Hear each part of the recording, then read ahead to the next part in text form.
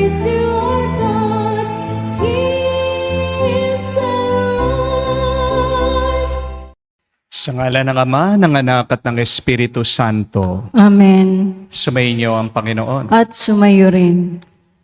Mga kapatid, sa araw na ito ating pinagdiriwang ang banal na kapistahan ni Santa Ines, isang dalaga at martir. Pagkabata-bata niya, pero alam niya kung anong tunay na mahalaga. Minsan yan ang ating kahinaan. Tumanda nga tayo, marami tayong alam, marami tayong naranasan, pero nalilito pa rin tayo. Naliligaw tayo. Pag tayo'y nawawala, siguradong tayo'y magwawala. Pero si Santa Ines, ang ibig sabihin ng pangalan niya, ang News, isang maliit na tupa. Alam niya ang Diyos ang pastol niya. Alam niya si Kristo ang tagapagligtas niya. Sa gitna ng pag-uusig, sa gitna ng paghihirap, sa harap ng kamatayan, hindi siya nanghina, nagpakatatag siya. At dahil dito, pinutungan siya ng korona ng ligaya ng Diyos. Mga kapatid, bumalik tayo, lumapit tayo sa Diyos sa pamagitan ng banal na misa. Naway gawing malinaw ng Diyos ang ating mga isip at puso. Maalaala natin ang tunay na mahalaga.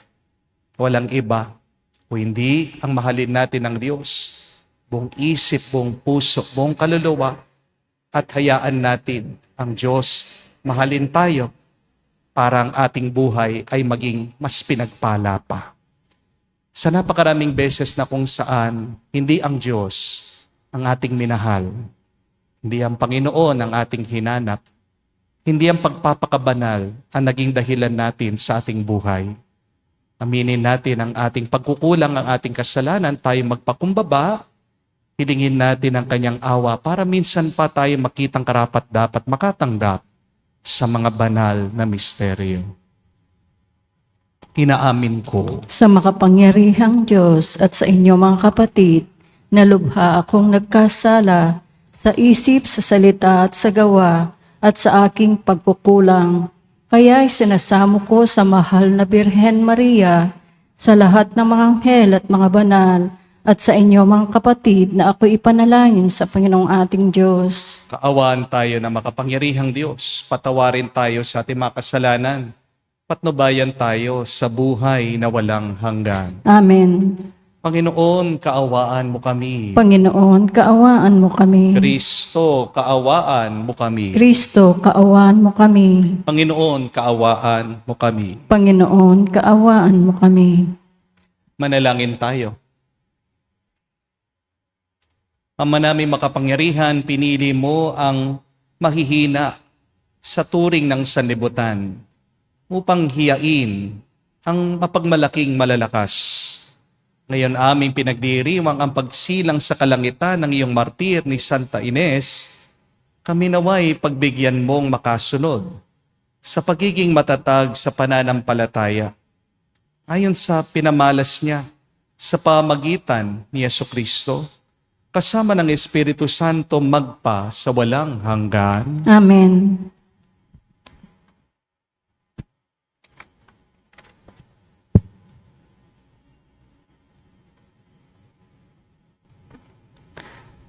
Pagbasa mula sa unang aklat ni Samuel. Noong mga araw na iyon, pagdating kay Saul, sinabi ni David, "Di po tayo dapat masiraan ng loob dahil lang sa Filisteyong yon. Ako ang lalaban sa kanya," sinabi ni Saul. "Hindi mo kaya ang Filisteyong yon, may gatas ka pa sa labi. Samantalang siyang isang kilabot na mandirigma." Idinugtong pa ni David, "Ang Diyos na nagligtas sa akin sa kuko ng mga leon at ng mga oso, ay siya ring magliligtas sa akin sa Filisteyong iyon." Kaya't sinabi ni Saul, Kung gayon, labanan mo siya at patnubayan ka nawa ng Panginoon. Pagkatapos, dinampot niya ang kanyang tungkod. Namulot siya ng 5 makikinis na bato sa sapa. Isinilid sa kanyang supot na pampastol at lumakad upang harapin si Gulayat. Si Gulayat naman ay lumakad ding papalapit kay David. Sa hulihan ng tagadala ng kanyang mga sandata, nang makita niyang si David ay musmos. Hinamak niya ito at takot siyang tinanong, "Anong akala mo? Aso ba ang lalabanan mo at tungkod lang ang dala mo?" At si David ay sinumpa ni Gulayat sa ngalan ng kanyang Diyos. Sinabi pa niya, "Halika nga rito nang maipakain kita sa mga ibon at mga hayop." Sumagot si David, "Ang dala mo'y tabak, sibat at balaraw, ngunit lalabanan kita sa ngalan ng Panginoon, ang makapangyarihang Diyos ng Israel na iyong hinamak. Ibibigay ka niya sa akin ngayon. Pupugutin ko ang ulo mo at ipapakain kita sa ibon at sa mga hayop, pati ang iyong mga kasamahan. Sa gayon, malalaman ng daigdig na ang Diyos ng Israel ay buhay. At makikita ng lahat ng narito na makapagliligtas ang Panginoon kahit walang tabak at sibat. Siya'y makapangyarihan at ipalulupig niya kayo sa amin." Nagpatuloy ng paglapit si Gulayat, patakbo siyang sinalubong ni David, habang dumudukot ng bato sa kanyang supot. Tinirador niya si Gulayat at tinamaan ito sa noo. Bumaon ang bato at si Gulayat ay padapang bumagsak. Natalo si David, si Gulayat sa pamamagitan nga ng tirador. Napatay niya ito, bagamat wala siyang tabak, at patakbong lumapit si David. Tumayo sa likod ni Gulayat. Binunot ang tabak nito at pinugutan ng ulo. Ang salita ng Diyos. Salamat sa Diyos.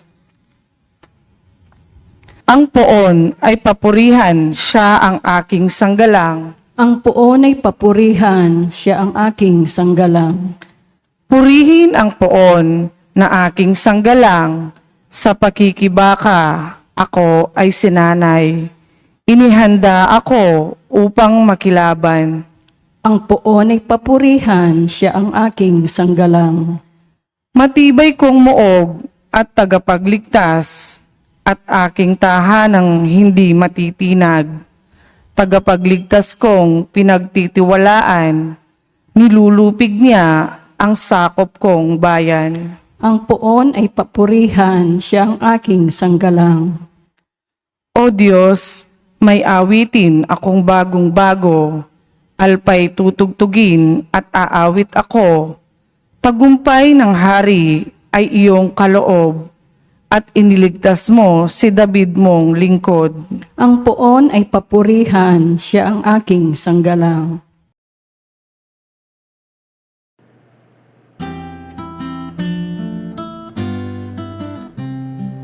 Alleluia, alleluia, alleluia, alleluia, alleluia, alleluia, alleluia, alleluia, alleluia, alleluia, alleluia, alleluia. Ipinangaral ni Jesus ang paghahari ng Diyos, sakit ay kanyang ginamot. Alleluia, alleluia. Sumainyo ang Panginoon. At sumayo rin. Ang mabuting balita ng Panginoon ayon kay San Marcos. Papuri sa iyo, Panginoon. Nung panong yun, muling pumasok si Jesus sa sinagoga. At naratnan niya roon ang isang lalaking patay ang isang kamay. Kaya't binantayan si Jesus ng ilang taong naroroon upang tignan kung pagagalingin niya ang lalaking yon sa araw ng pamamahinga para may maiparatang sila sa kanya. Tinawag ni Jesus ang lalaking patay ang kamay. Halika rito sa unahan. Tinanong niya pagkatapos sa mga tao, alin ba ang ayon sa kautusan? Ang gumawa ng mabuti o gumawa ng masama sa araw ng pamamahinga? Magligtas ng buhay o pumatay? Ngunit hindi sila sumagot. Habang tinitignan ni Jesus sa mga taong nasa paligid niya, galit at lungkot ang nabadha sa kanyang muka dahil sa katigasan ng kanilang ulo. Bumaling siya sa lalaki at sinabi, "Iunat mo ang iyong kamay." Inunat naman ng lalaki ang kanyang kamay at ito'y gumaling. Umalis sa mga Pariseo at nakipagsabwatan sa mga kampon ni Herodes upang ipapatay si Jesus. Mga kapatid, ang mabuting balita ng ating Panginoon. Pinupuri ka namin, Panginoong Hesus Kristo. Magandang araw po muli sa inyong lahat. Magandang araw po, Father. Welcome po sa ating banal na misa. Halimbawa po, kung may lalapit sa inyo at uutusan ka, ibabad mo nga yung kamay mo sa kumukulong tubig. Gagawin niyo po ba? Yes or no? No. Di po ba? Kahit na pakiusapan ka, sige na, babad mo na yung kamay mo sa mainit na tubig.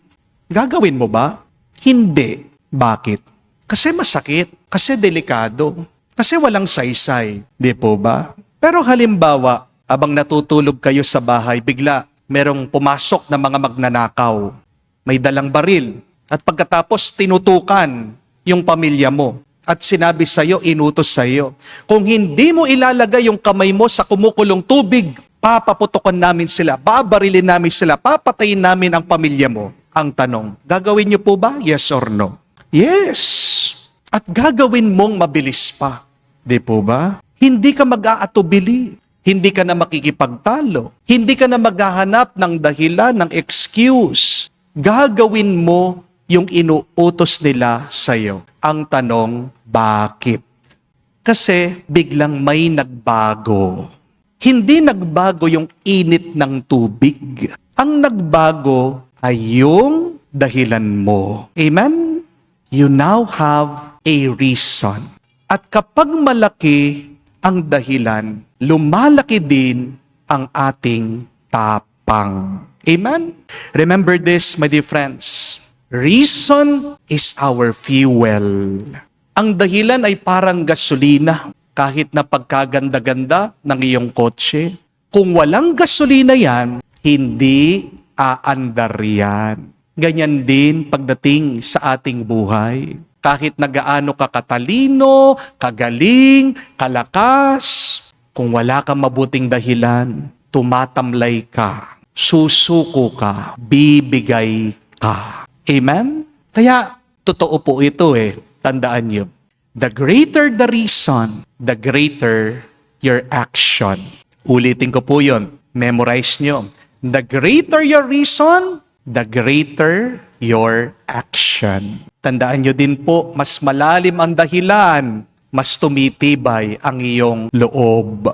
Bakit kaya ang mga unang martir ng ating simbahan, hindi po sila umatras, hindi sila sumuko, hindi sila natakot sa harap ng hirap at kamatayan? Bakit kaya ang mga martir handang mamatay kahit na basta't hindi lang nila tatalikuran ang kanilang pananampalataya? Kasi ang dahilan nila ay hindi lang pera. Ang dahilan nila hindi lang kasikatan. Ang dahilan nila hindi lang madaling buhay. Ang pinakadahilan ng mga martir ay ang kanilang pag-ibig kay Kristo. At ang pagmamahal sa Diyos, ang isang dahilan bakit lumalakas ang isang tao. Gitna ng kanyang mga sakit, pagsubok at problema. Narinig niyo po sa unang pagbasa. Bakit ang batang si David hindi po nanginig, hindi natakot, hindi kinabahan sa harap ng higanting si Goliath? Kahit na siya daw po ay kinukot siya, pinapahiya, nagpatuloy siya, nilabanan niya at natalo pa niya dahil ang dahilan niya nasa puso niya ang Diyos. Ano ang sabi ni David? Kung nga ang Diyos niligtas niya ako sa mga leon, sa mga mapanganib na hayop, ililigtas din niya ako dito sa kalabang kong higante. The reason for the courage of David was God. Tingnan niyo din po ang buhay ng santa na ating inaalala ngayon, si Santa Ines. Saint Agnes was just a young child. Pero kahit na bata lang siya, napakatibay ng kanyang dahilan. Bata lang si Santa Ines, pero ang puso niya punong-puno ng lakas ng loob.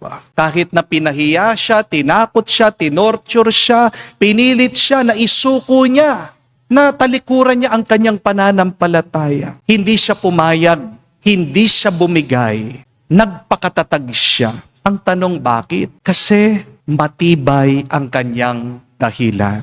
Sinabi niya, pinahayag niya, kay Kristo ako. Kay Jesus ang puso ko. Hindi niya pinagpalit ang Diyos sa anumang takot o hirap. Mga kapatid, ang katawan ni Santa Ines ay maliit, pero ang kanyang dahilan ay napakalaki. Kaya ang tapang niya, lumaki din. Tandaan niyo po, ang dahilan ay parang angkla ng isang barko. Kapag walang angkla, kahit na maliit ang alon, lulutang ang bangka, lilihis ito at ito ay lulubog.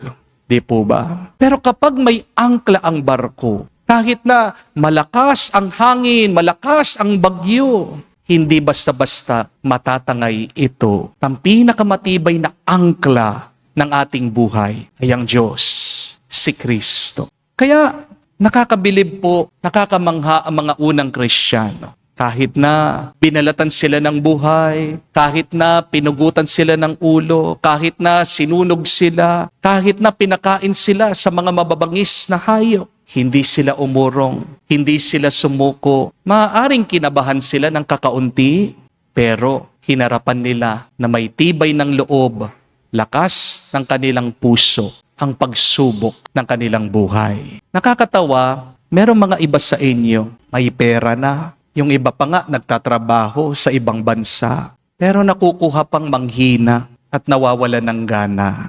Merong iba, ang bait naman ng kanilang asawa, pero minsan nawawala ng gana sa kanya. Minsan wala ka namang sakit, nakakakain ka naman ng mabuti, pero bakit hindi ka masaya? Ang talagang problema, bakit wala kang mabuting nararanasan ay marahil dahil wala ka ng mabuting dahilan. Amen? Itanong mo sa iyong sarili, ano ba ang dahilan ko ngayon para magpatuloy ako muli? Ang mahalagang tanong ay hindi, ano ang problema ko? Ang mahalagang tanong, ano ang malalim kong dahilan para malampasan ko ang problema ko? Dahil kung wala kang dahilan, maghihiwalay kayo ng asawa mo kahit na sa konting away lang. Di po ba?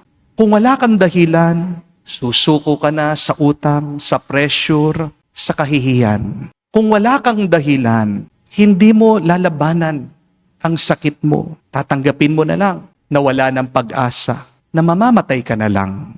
Kung wala kang dahilan, titigil kang magdasal kapag wala kang nakikitang sagot galing sa Diyos.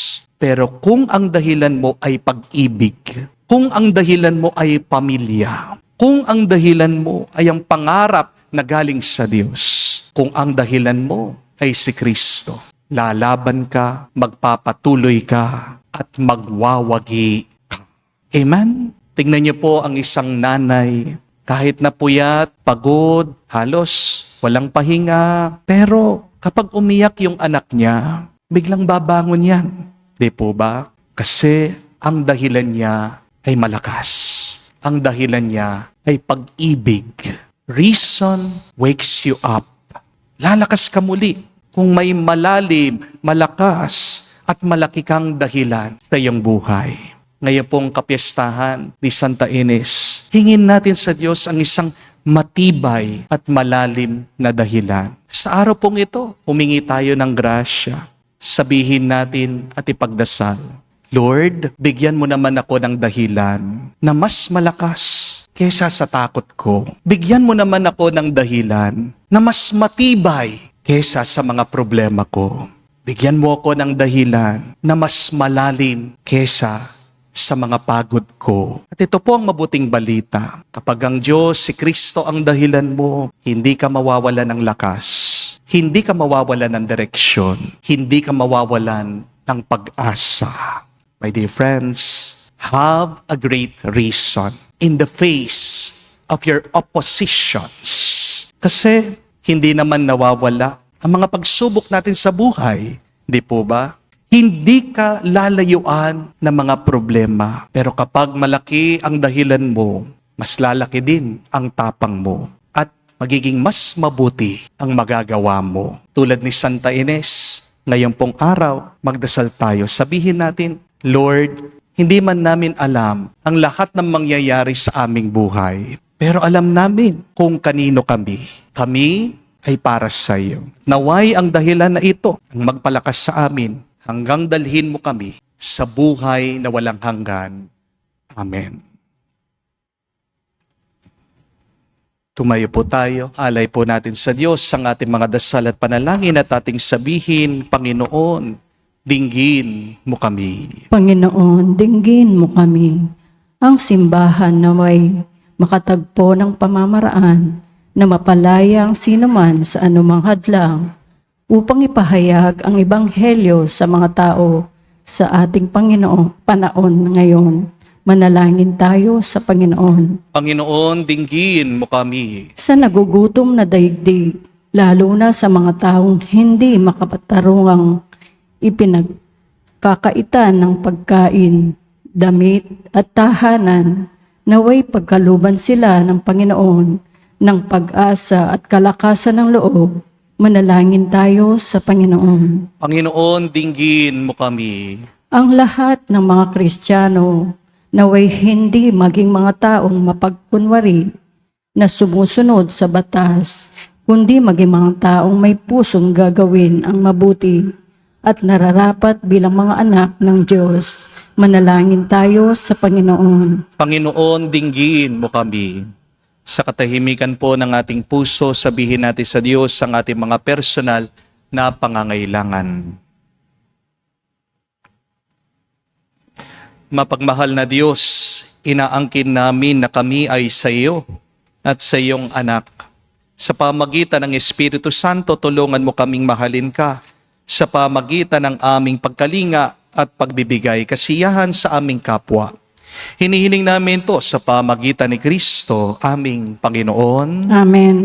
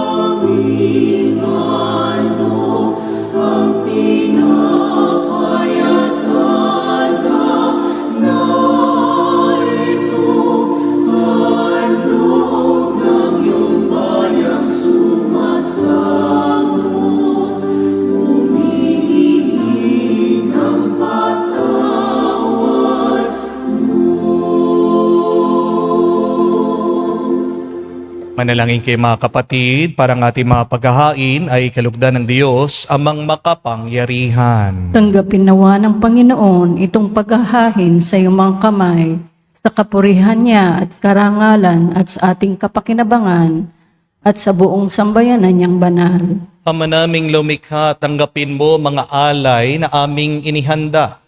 Ngayon si Santa Ines ay ginugunita. Kasiyahan mo ang mga ito katulad ng iyong pagkalugod sa nagpakasakit na martir sa paninindigang lubos. Sa pamagitan ni Jesucristo kasama ng Espiritu Santo, magpa sa walang hanggan. Amen. Sumainyo ang Panginoon. At sumayo rin. Itaas sa Diyos sa inyong mga puso at diwa. Itinaas na namin sa Panginoon. Pasalamatan natin ang Panginoong ating Diyos. Marapat na sa ay pasalamatan. Ama naming makapangyarihan, tunay nga marapat ikaw ang aming pasalamatan. Ngayon aming kagalakan na si Santa Ines ay parangalan. Siya'y kapanalig naming may paninindigan na ikaw ay pahayag kahit siya'y namamatay, sapagkat minarapat mong kanyang matularan ang iyong anak na naghain ng sariling buhay tulad ng naganap sa iyong anak. Ang dugo ng mga martir ay dumanak. Hindi dahil sa katatagang likas, kundi dahil sa iyong bigay na lakas. Kaya kaisa na mga anghel nagsisiawit ng papuri sa iyo nang walang humpay sa kalangitan. Kami nagbubunyi sa iyong kadakilaan.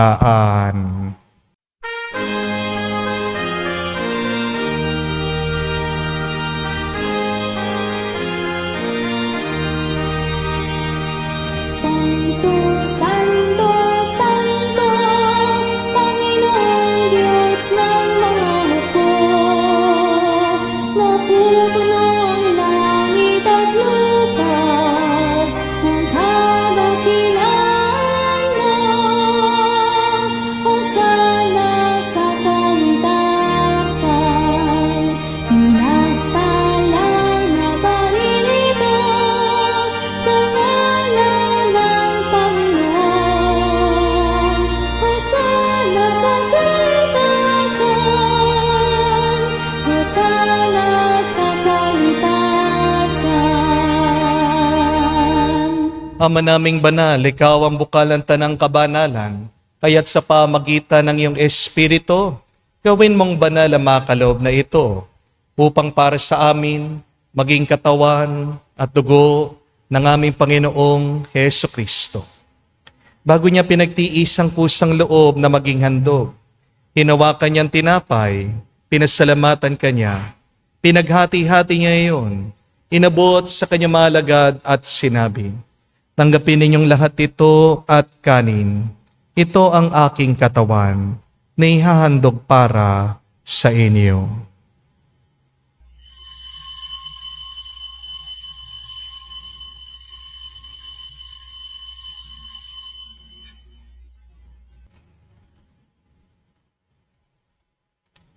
Gayon din naman na matapos ang hapunan, hinawakan niyang kalis. Muli kanyang pinasalamatan.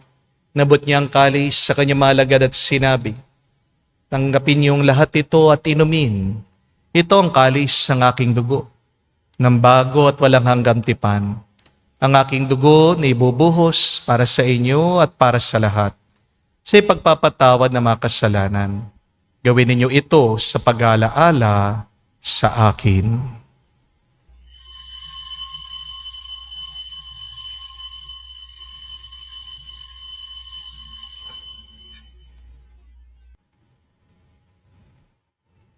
Ang misteryo ng pananampalataya.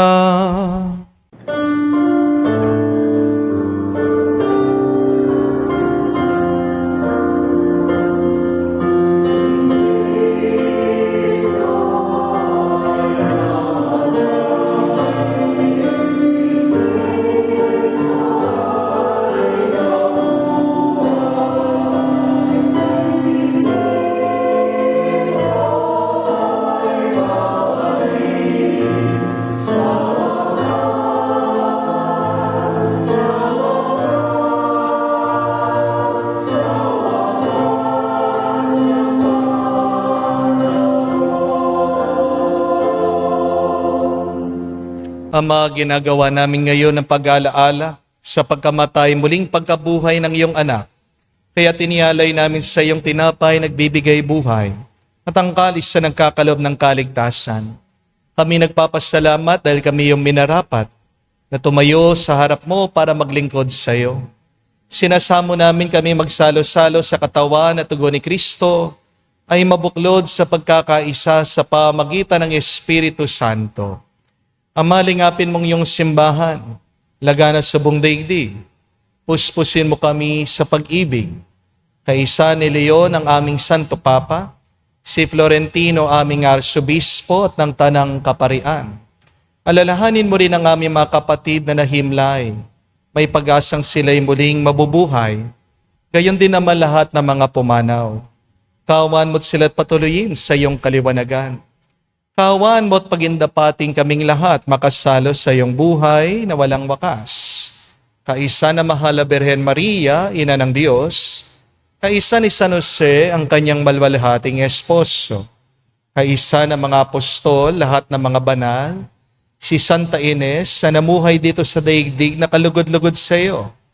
May pagdiwang nawa namin ang pagpupuri sa ikararangal mo sa pamagitan ng iyong anak, aming Panginoong Hesu Kristo.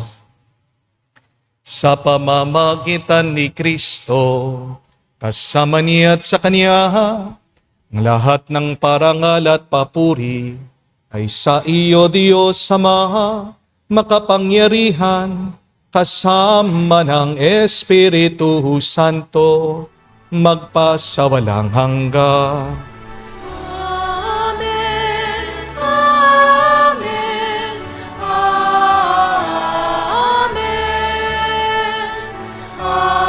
Amen. Amen.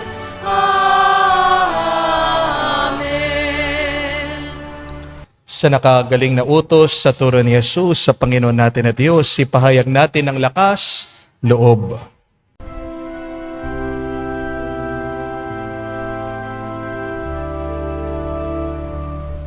Ama namin, sumasalangit ka, sambahin ang ngalan mo, mapasa amin ang kaharian mo, sundin ang loob mo dito sa lupa para lang sa langit. Bigyan mo kami ngayon ng aming kakanin sa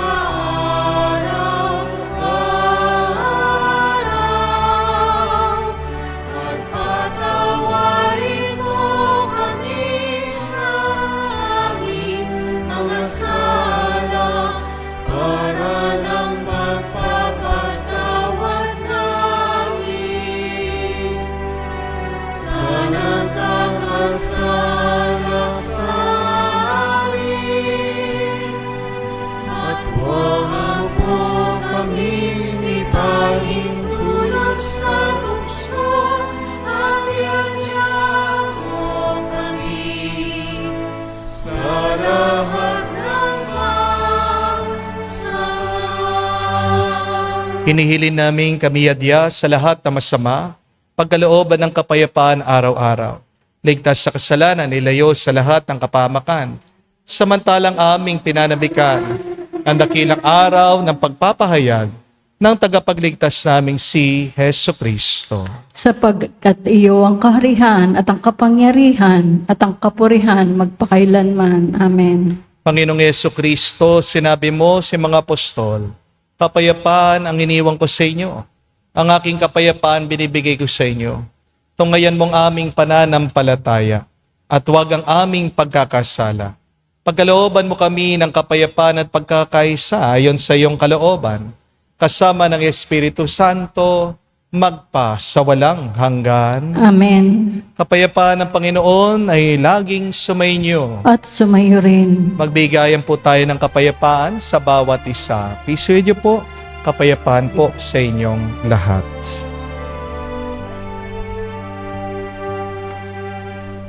Cordero ng Diyos na nag-aalis ng mga kasalanan ng sanlibutan, maawa ka sa amin. Maawa ka sa amin. Cordero ng Diyos na nag-aalis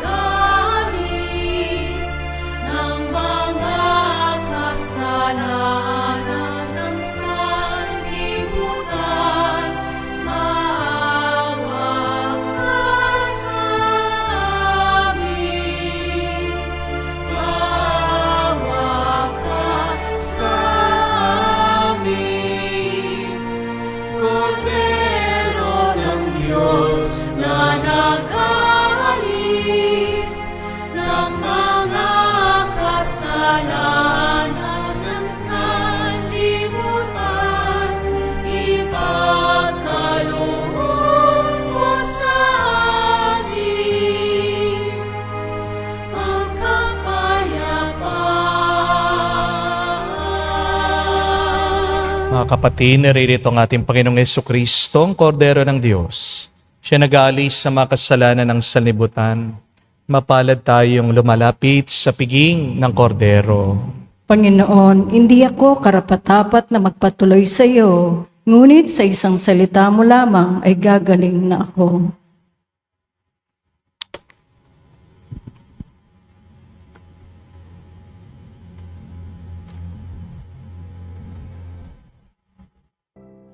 Umasa ka sa Diyos, ang mabuti gawin, at manahan kang ligtas sa lupain. Sa Diyos mo hanapin ang kaligayahan,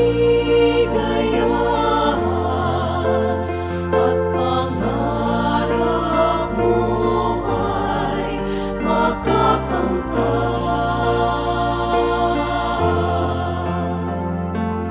Ang iyong sarili sa Diyos mo ilaga, pag nagtiwalay,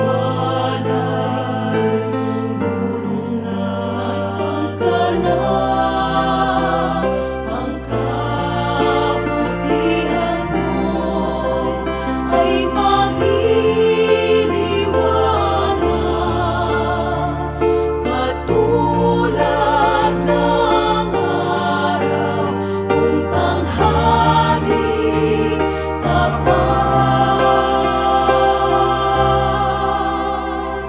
Umasa ka sa Diyos, ang mabuti gawin, at manahan kang ligtas sa lupain.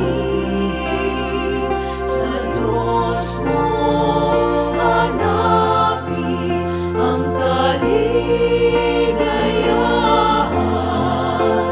at pangarap mo ay makakamtan.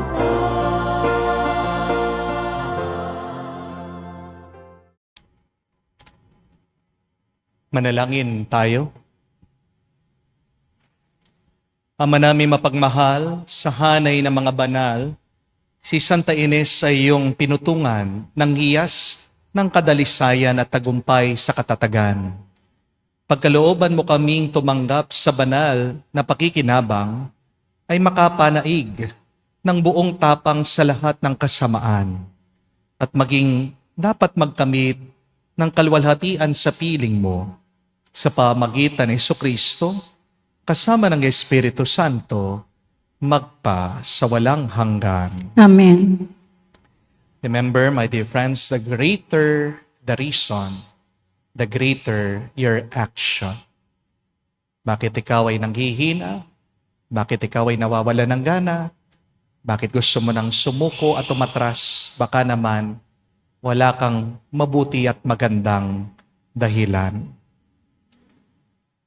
Pinakamagandang dahilan ay ang pagmamahal natin sa Diyos. Dahil pagkatapos ng buhay na ito, ang Diyos ang makakasama natin. When you have a great reason, you can triumph in any opposition. Kung nga si David, talo niya mga leon, si Goliath, ikaw din kaya mong matalo anumang panganib, mga malalaking problema sa iyong buhay. Basta tibayan mo lang ang iyong dahilan, titibay din ang iyong kalooban. Sa magandang dasal, sabihin natin ngayong araw, para maalaala natin, mga mabubuting dahilan natin, malampasan natin ang ating mga pagsubok. Bihin mo, Panginoon, bigyan mo ko ng dahilan mas malakas kaysa sa takot ko. Bigyan mo ko ng dahilan mas matibay kaysa sa mga problema ko. Bigyan mo ko ng dahilan na mas malalim kaysa sa pagod ko. Sumainyo ang Panginoon. At sumayo rin. At kayo basbasan ng Diyos, makapangyarihan sa lahat, sa ngalan ng Ama, ng Anak, ng Espiritu Santo. Amen. Ang ating misa ay natapos na. Umayo kayo sa kapayapaan ni Kristo. Salamat sa Diyos.